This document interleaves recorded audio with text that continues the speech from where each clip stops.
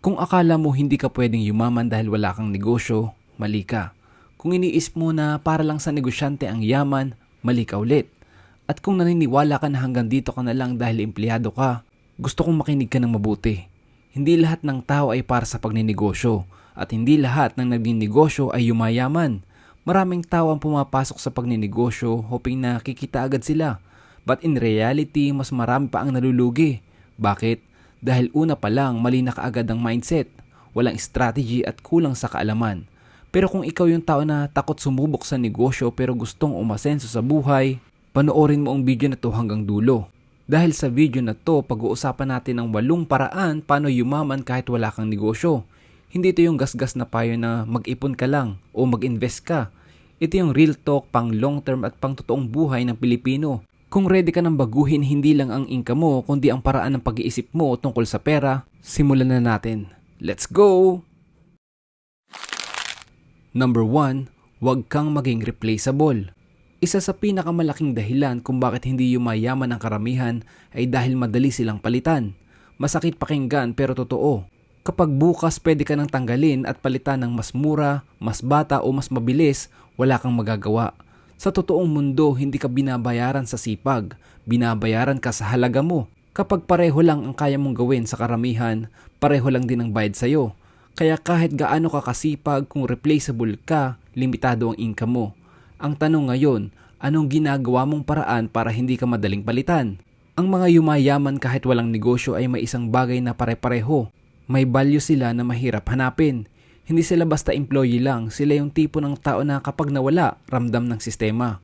Kung gusto mong yumaman kahit wala kang negosyo, kailangan mo itong itanong sa sarili mo araw-araw. Ano ang ginagawa kong mas mahalaga kaysa sa kahapon? Hindi ka yaman sa dami ng oras na ginugugol mo sa trabaho. Yayaman ka kapag mahalaga ang contribution mo. Number 2, gawing training ground ang trabaho, hindi final destination. Maraming Pilipino ang galit o sawa na sa trabaho nila at valid naman yun. Mababa ang sahod, mataas ang stress at paulit-ulit ang ginagawa araw-araw. Pero hindi napapansin ng karamihan, ang trabaho ay hindi lang paraan para kumita. Isa rin itong classroom sa totoong buhay. Kung empleyado ka, may libreng access ka sa systems, processes, decision making, cash flow at management mindset ng isang negosyo. Ang tanong ngayon, natututo ka ba o naghihintay ka lang hanggang uwian? Yung mga taong yumayaman kahit walang sariling negosyo, hindi lang sila pumapasok para sumahod. Ginagamit nila ang trabaho para obserbahan kung paano talagang gumagalaw ang pera. Hindi sila kontento na sumunod lang sa utos, kundi iniintindi nila kung bakit ganon ang sistema, saan napupunta ang kita at sino ang tunay na kumikita. Kapag naiintindihan mo kung paano kumikita ang isang kumpanya, kahit wala kang negosyo nagiging mas matalino ka sa pera. At kapag mas matalino ka sa pera, mas nagiging malinaw ang landas mo papunta sa pagyaman. Number 3, matutong magbenta kahit hindi ka salesperson. Ang kakayahang magbenta ay hindi lang para sa mga salespeople. Ito ay isang mahalagang life skill na dapat matutunan ng lahat. Sa totoong buhay, araw-araw tayong nagbebenta ng idea, ng sarili nating kakayahan at ng halaga na kaya nating ibigay. Kapag marunong kang magbenta, mas nagiging malinaw ang komunikasyon mo at mas naiintindihan ng ibang tao kung bakit kanila dapat pakinggan at pagkatiwalaan. Hindi ito tungkol sa pagbebenta ng sapilitan, kundi sa pag-unawa ng pangangailangan ng kausap mo at pag-alok ng solusyon. Kahit empleyado ka, kailangan mo pa rin ibenta ang sarili mo sa interview, sa promotion o sa bagong responsibilidad. Kahit sa negosyo o side hustle, hindi gagalaw ang produkto o serbisyo kung walang marunong mag-present ng value nito. Ang mga taong umaangat sa buhay ay hindi laging pinakamagagaling, pero sila ang marunong magpaliwanag kung bakit sila ang tamang piliin.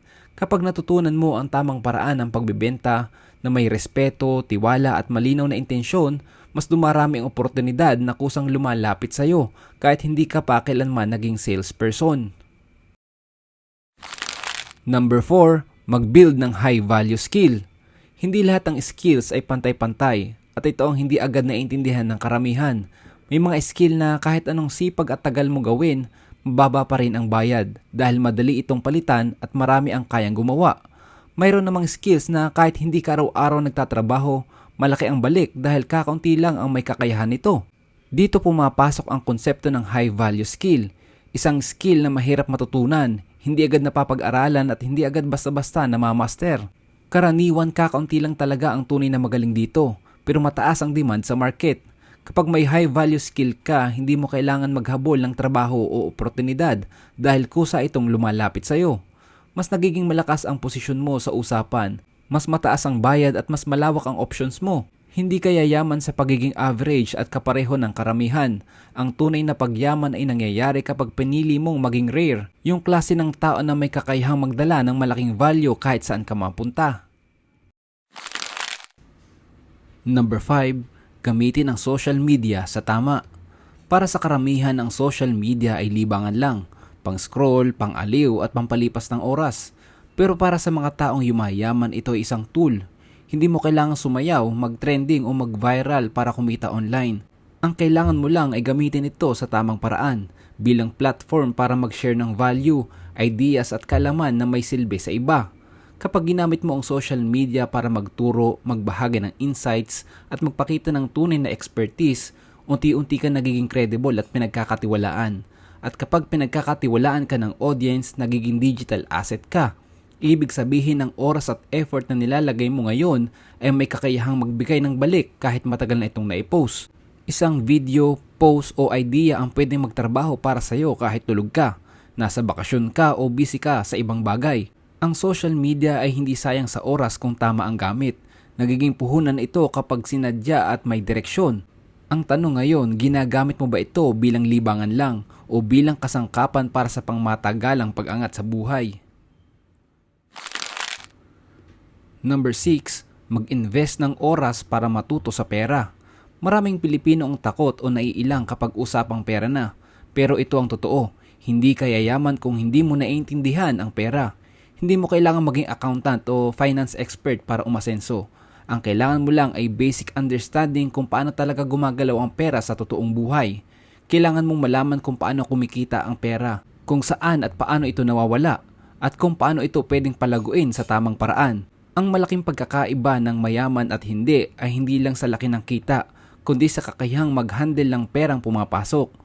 Maraming tao ang malaki ang sweldo pero laging kapos dahil wala silang kontrol sa gastos at desisyon sa pera. Kapag hindi ka marunong mag-manage ng kinikita mo, kahit gaano pa kalaki ang pumapasok, mabilis din itong lalabas. Minsan hindi mo pa namamalayan.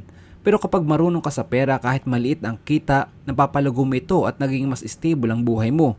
Ang pagyaman ay hindi lang tungkol sa pagkita, kundi sa pagiging responsible, maalam at intentional sa bawat pisong dumadaan sa kamay mo.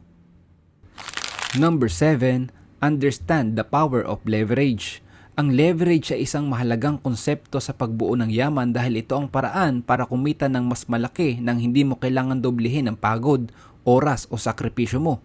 Sa halip na umasa lang sa sipag at mahabang oras ng trabaho, ginagamit ng mga successful na tao ang leverage para palakihin ang resulta ng bawat effort nila. May iba't ibang uri ng leverage na pwede mong gamitin sa totoong buhay. Una ay skills, kung saan ang isang mahalagang kakayahan ay pwede pagkakitaan ng paulit-ulit. Pangalawa ay technology na nagbibigay daan para maabot mo ang mas maraming tao sa mas maikling panahon. Ang pangatlo ay network, dahil mas mabilis umusad ang oportunidad kapag may tamang koneksyon.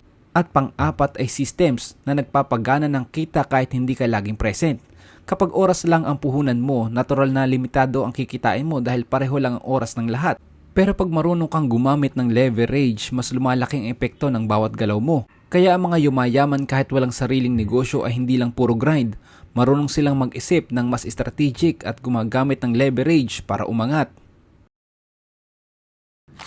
Number 8. Build your network as soon as possible.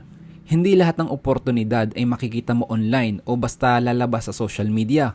Marami sa pinakamagagandang pagkakataon sa buhay ay ibinibigay, hindi ina-advertise, at kadalasan ay napupunta sa mga taong pinagkakatiwalaan. Dito pumapasok ang halaga ng network, dahil ito ang nagsisilbing shortcut sa mga oportunidad na matagal mo nang hahanapin kung mag-isa ka lang. Hindi ito tungkol sa pagkakaroon ng backer o padrino, kundi sa reputasyon at tiwala na nabuo mo sa paglipas ng panahon. Kapag kilala ka bilang responsible, maaasahan at may integridad, kusa kang naiisip ng mga tao kapag may bagong proyekto, trabaho o negosyo. Hindi mo rin kailangan ng napakaraming kakilala. Mas mahalaga ang tamang koneksyon kaysa sa dami. Mas mabuti ang maliit pero solid na circle na may malinaw na values at goals. Ang mga tunay na mayayaman ay bihirang nag-iisa sa pag-angat. May ecosystem sila ng mentors, partners at allies na nagtutulungan, nagtuturo at nagtutulak sa isa't isa pataas. Sa ganitong paraan, mas nagiging mabilis at mas sustainable ang pag-unlad sa buhay. Kung umabot ka dito, gusto kong ipaalala sa iyo ito. Hindi ka mahirap dahil kulang ka. Mahirap ka dahil hindi mo pa ginagamit ng tama ang meron ka. Naniniwala ako na hindi lahat ng tao ay para sa pagninegosyo. At kung ikaw yung tipo ng tao na ayaw magnegosyo pero gustong yumaman, kailangan mo ang mga ito. Tamang mindset, tamang skills at tamang strategy. At higit sa lahat, kailangan mo ng aksyon. Kung may natutunan ka at nagustuhan mo ang video na to, ay pwede pakilike naman at mag-comment ka na rin kung alin sa walong yan ang kaya mo agad simulan. At mag-subscribe ka na rin kung gusto mo pa ng mga ganitong video. Dahil dito pinag-uusapan natin ang pera, mindset at pag-angat sa buhay. Real talk para sa totoong Pilipino. Kita-kits sa susunod na video. Peace!